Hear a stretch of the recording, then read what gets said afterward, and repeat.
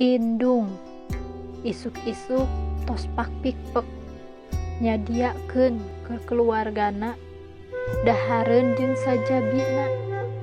Unggal poe teu aya capena ngaulaan anak-anakna.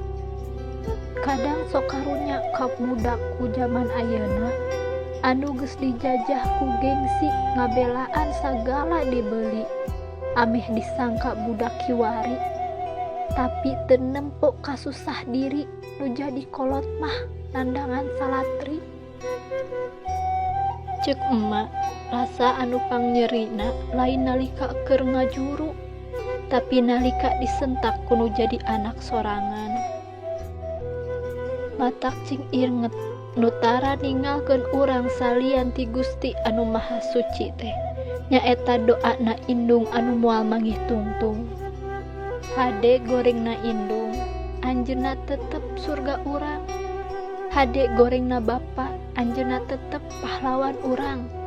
Moal aya deui tempat nyarita anu pang nyaman-nyamanna iwalti tilahunan kolot sorangan. Mulyakeun Indung bapa aranjeun siga raja, pasti rezeki aranjeun ge bakal jiga raja.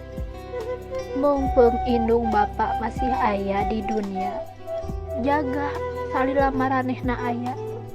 Geus eueuh Indung bapa mah karasa nyeri jeung dukana. Moal aya deui ngaranna doa kolot pikeun anakna. Indung ngaraksa, ngaping, ngajaring, najan kengeng karudet karungsing. Teu weleh Indung mah deudeuh mika asih mika cinta kanu jadi anakna. Sok geura minta hampura ka bapa, geura minta ampun ka Indung, sabab duanana pangeran urang di alam dunia, supaya hirup teh tambah barokah. Mugi awe atuh Gusti Allah masihan surga tanpa hisab kanggo ibu rama urang sadayana.